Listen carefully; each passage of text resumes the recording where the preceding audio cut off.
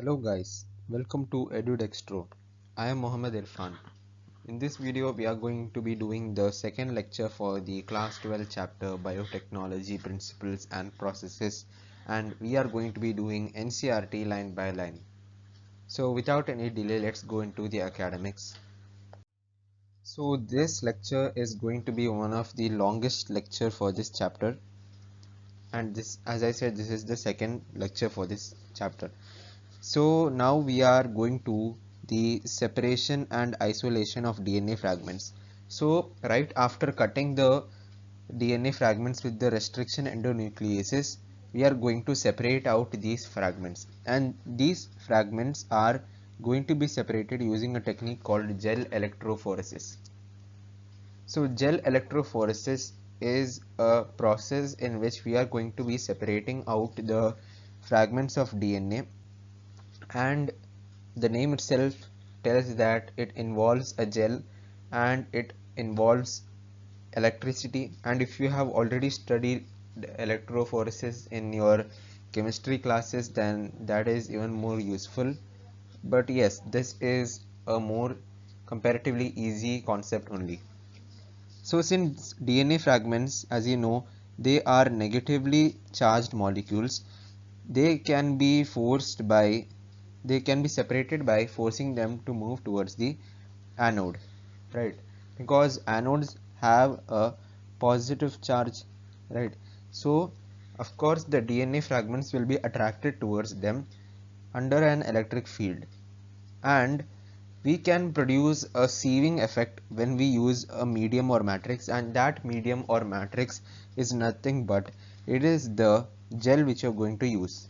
Now what is this gel? So the gel is nothing but agarose, which is a natural polymer extracted from seaweeds. So as you know, agarose is nothing but it is almost similar to the agar agar which you would have learnt in your chemistry classes, and yes, that is nothing but China grass, right? So agarose is China grass, and the DNA fragments resolve according to their size through the sieving effect provided by the agarose gel. It is common that if you throw any object which is larger, it will move lesser distance, and the comparatively smaller object will move for a longer distance. Similarly, the smaller the fragment size, the farther it will move. Okay, so that is the concept. So if you look at this diagram, this is a typical arrangement for the gel electrophoresis, and if you look from left to right, wherein on the left side are the wells wherein you will be feeding your DNA fragments. As you move away from the wells, the size of the fragments becomes smaller. So these are the DNA bands, and as you move away they become small, and near the wells are the larger ones. Okay, and you can see that this is called the undigested fragments, and these are the digested set of DNA fragments. This, if you see it carefully, this is just one fragment in line 1, while in line 4 there are many fragments. That is why line 1 is called the undigested DNA fragment. Okay, so the separated DNA fragments can be visualized only after staining the DNA with a compound known as ethidium bromide, followed by exposure to UV radiation.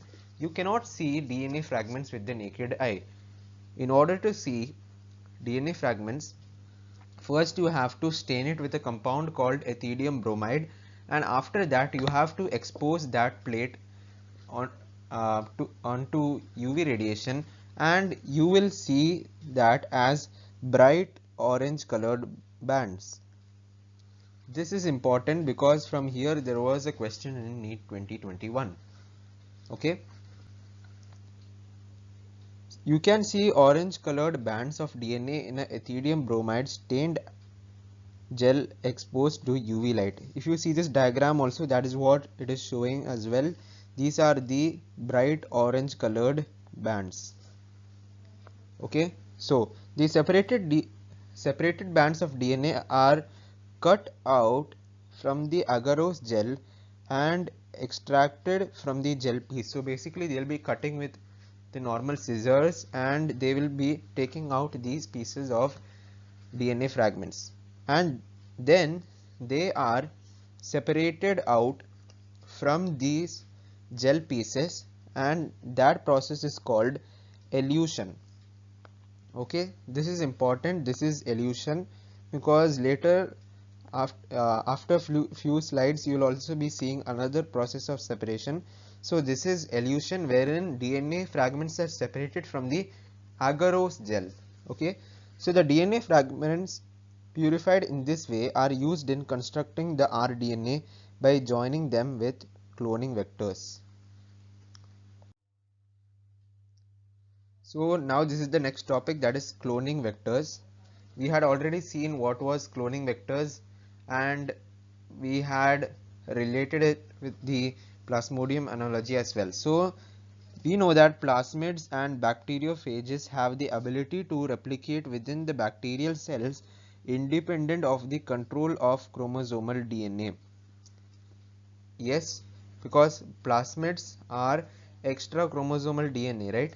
So they have the ability to replicate within the bacterial cells without the control of the chromosomal DNA.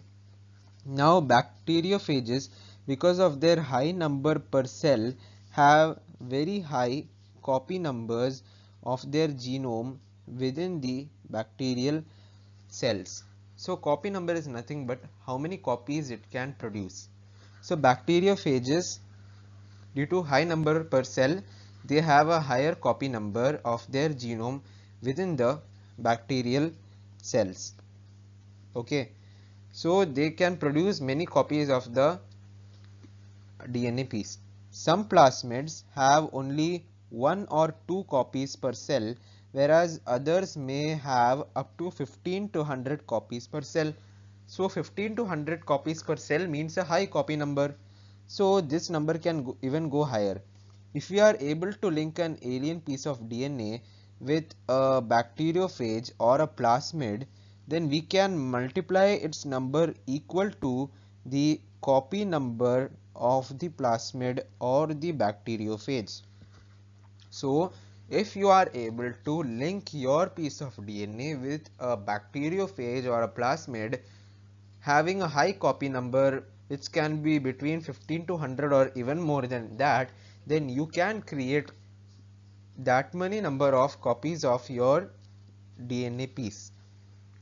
Vectors used at present are engineered in such a way that they help in easy linking of the foreign DNA and selection of recombinants from non-recombinants.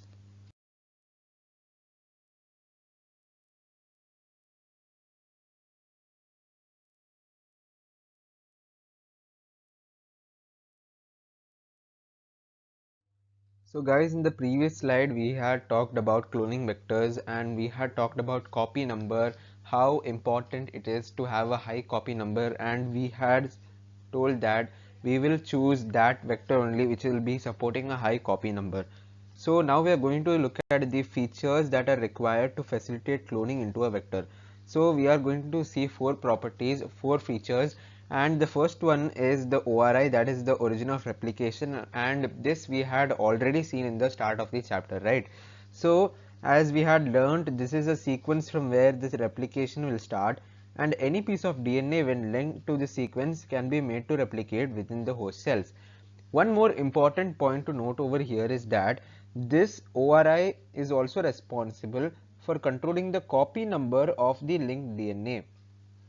So if you want high copy number, you have to look into the ORI.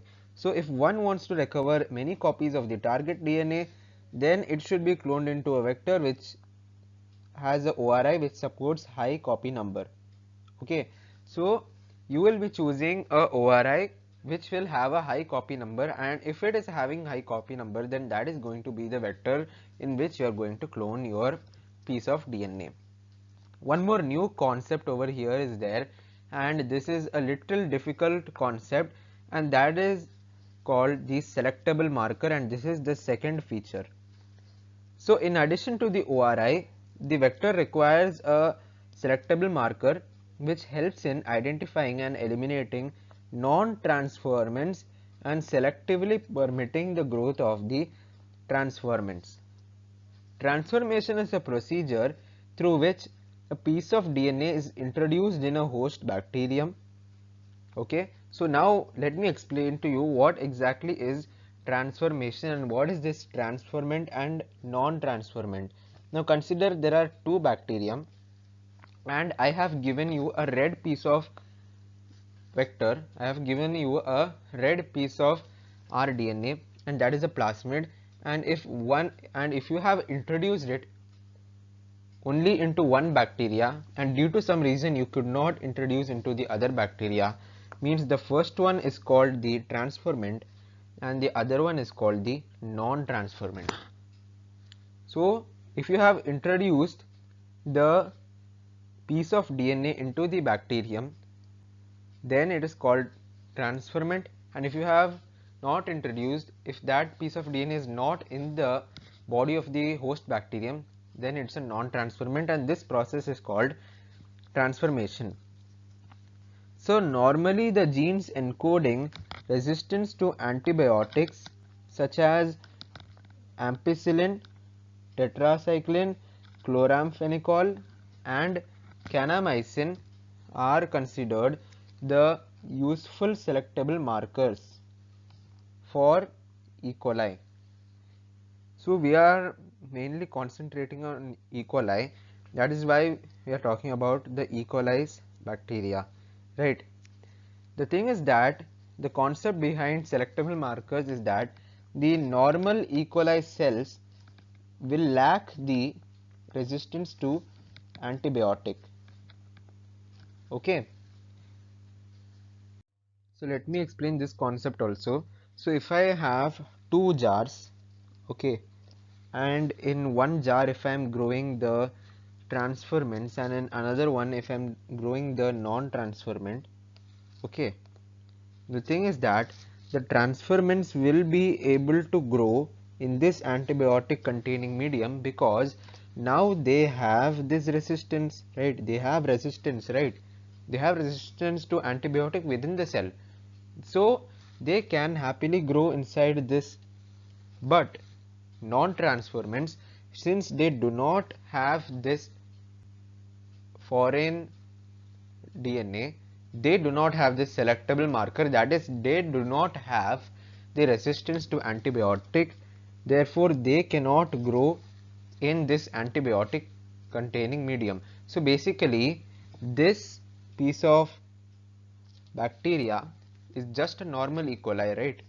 Does not have the foreign DNA, so it is ultimately just a normal E. coli, whereas the transformant is no more a normal E. coli. So the normal E. coli cannot grow in antibiotic containing medium, while the transformant with the antibiotic resistance gene will be able to grow in the antibiotic containing medium. Okay, so the third feature is cloning sites. In order to link the alien DNA, the vector needs to have very few, preferably single recognition sites for the commonly used restriction enzymes. Okay, so if you want to link a alien piece of DNA, it should have recognition site, right? We had already studied about this concept under palindromic sequence. Specific recognition sites are there where the restriction enzymes will be acting, right? And if you consider a circular piece of DNA like this, then you can imagine that if there is one restriction site, then there will be just one piece of cut, right? Only at one location the restriction enzyme will be cutting. But imagine if this is a circle and if I have many restriction sites, then you can imagine that there is 1, 2, 3 fragments will be generated, right? But instead of that, if only at one region if this had acted, then you won't have 3 fragments, right? So that is the concept. So if there are preferably single recognition site, then that is the most favorable condition. So presence of more than one recognition site within the vector will generate several fragments, which will complicate the process of gene cloning. The ligation of alien DNA is carried out at a restriction site present in one of the 2 antibiotic resistance genes.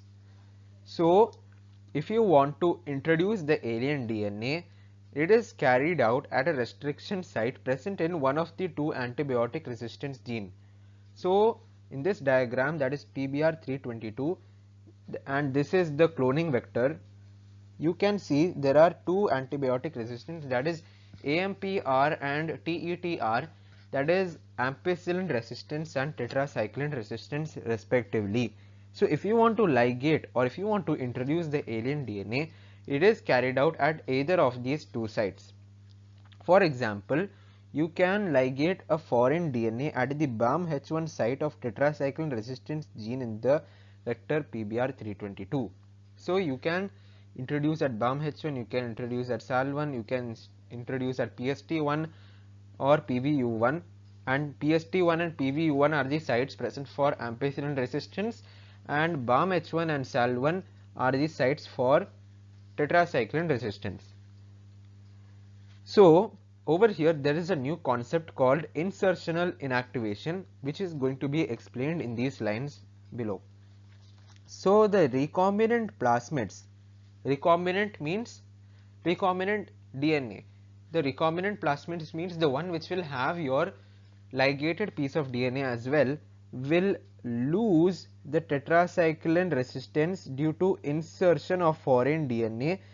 So this insertion of foreign DNA, which causes a inactivation of the tetracycline resistance, is called the insertional inactivation.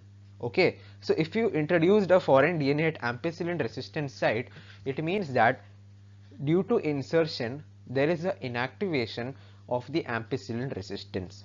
So the bacteria can still be selected out from non-recombinant ones by plating the transferments on ampicillin containing medium.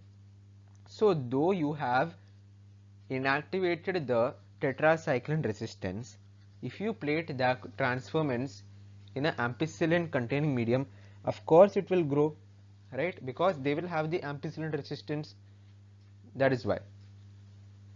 So this figure 11.4, that is PBR322, this is a quite complex diagram, and for that I am going to make a special trick video and I'll be posting it as the last video for this chapter series. Okay, so the transferments growing on ampicillin containing medium are then transferred on a medium containing tetracycline. So guys, over here there are 2 important words to note where many people get confused and get stuck in this region. So let me mark those words. The first word is transferments and I have marked it with green color, and the other word is recombinant, and these 2 are 2 words where many people get confused. So guys, transferments are the cells of bacteria which will have the DNA, and recombinants are the DNA which will have the foreign DNA, right? So this is your transferments, sorry for handwriting, and this is recombinants, right? So these are 2 important words where you should not get confused. So the transferments growing on ampicillin containing medium are then transferred on a medium containing tetracycline. Transferments are the ones having the DNA themselves, the plasmid themselves, right? So they are then moved on to the tetracycline containing medium. At the tetracycline containing medium, what will happen? at the tetracycline containing medium, the recombinants will grow in ampicillin containing medium. Why?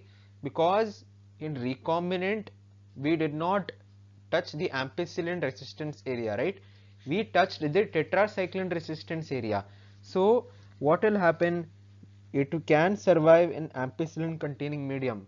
Who can survive? The tetracycline can survive in ampicillin containing medium. But what about tetracycline?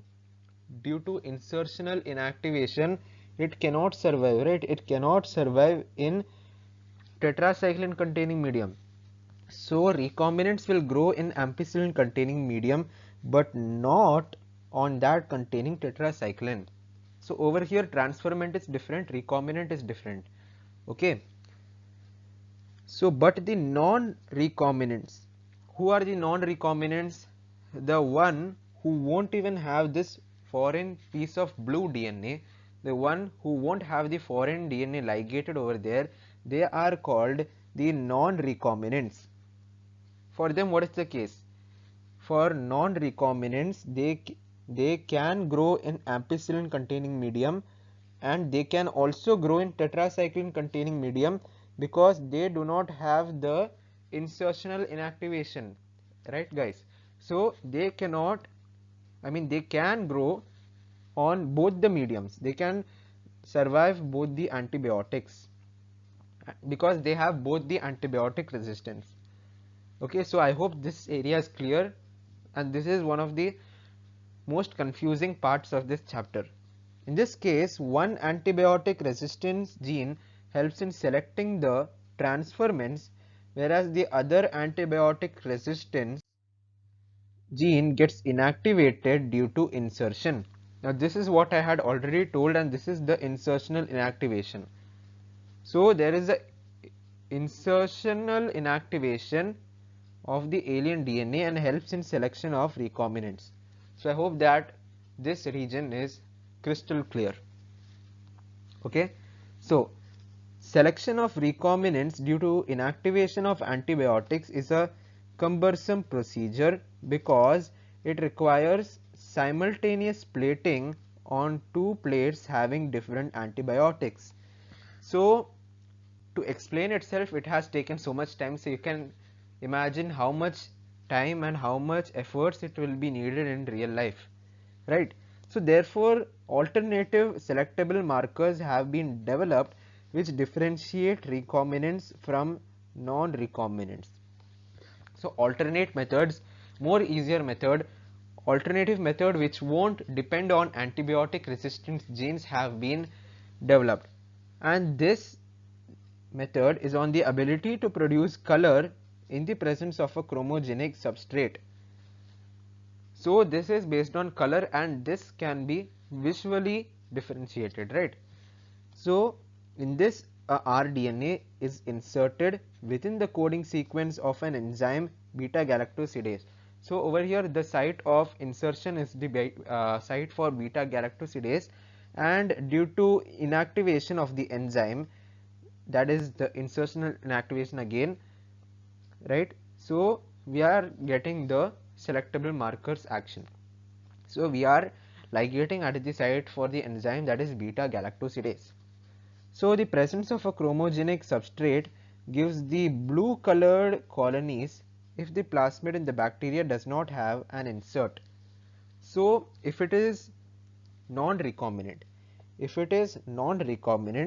then it is going to have blue color. Okay, it is going to have blue color, and presence of insert results into a insertional inactivation of the beta galactosidase, and the colonies do not produce any color.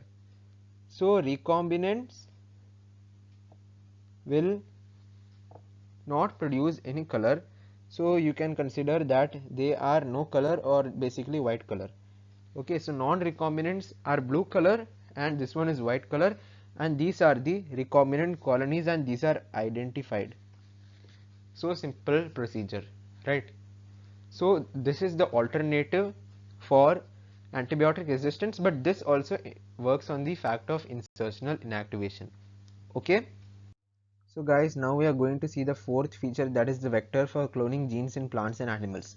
Now we already know that bacteria and viruses are able to create diseases or create the mechanism that they want in a eukaryotic cell.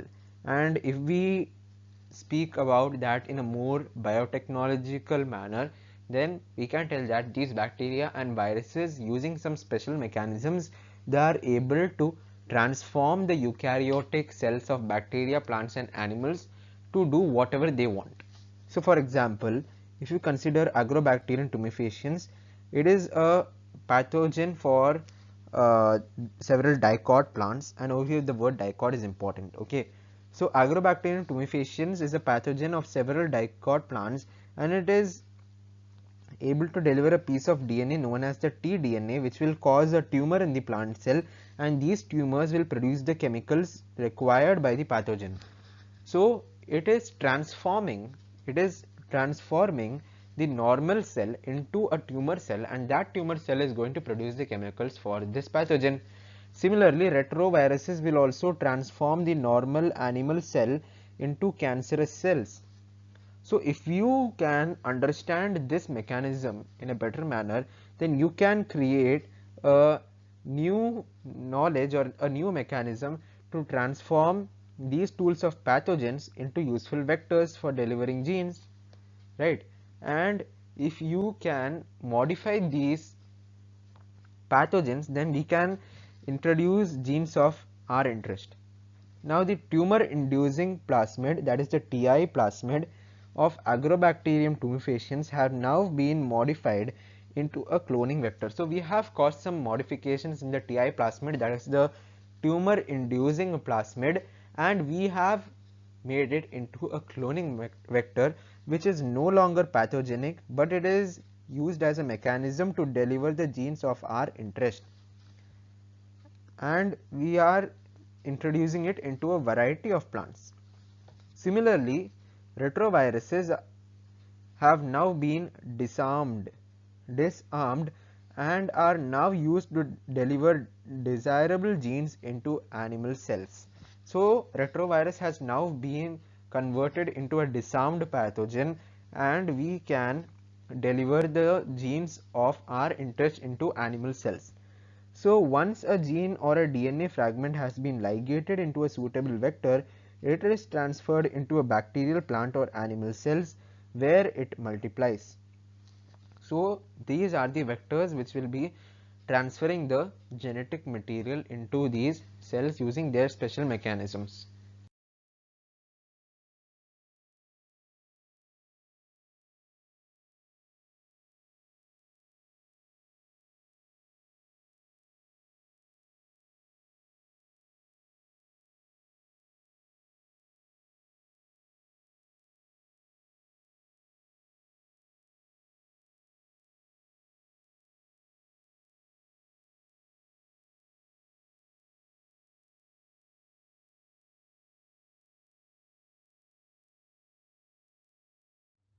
Now let's see this diagram and learn that in a little detail.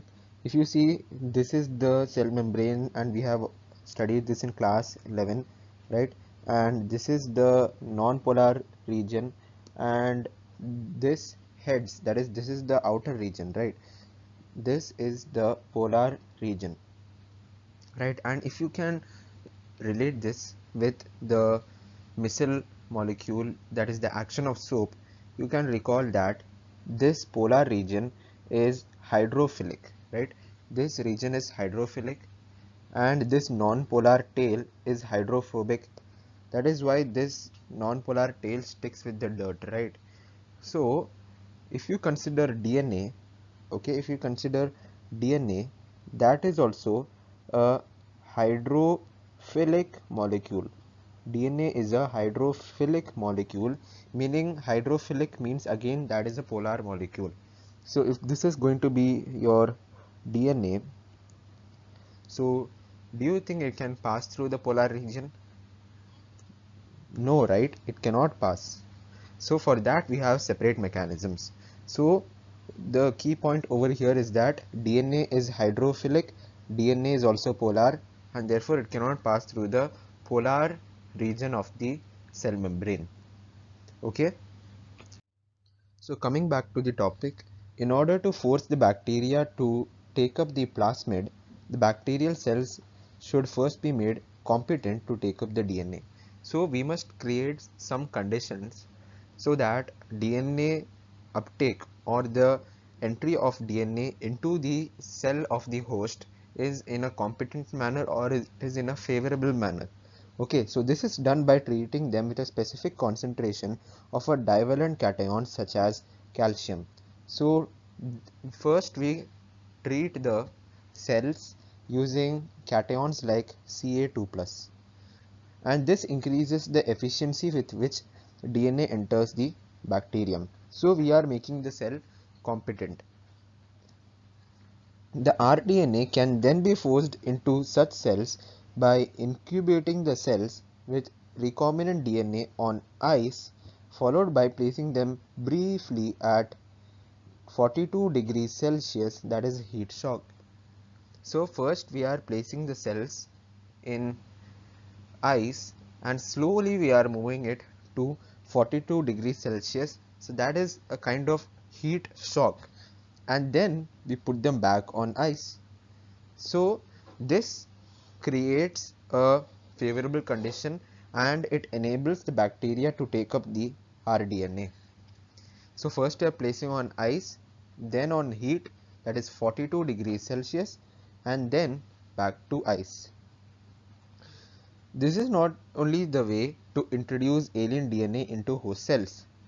In a method called microinjection, we directly inject the DNA into the nucleus of the animal cell. So in animals, you can directly inject the DNA into the nucleus, not into the cell.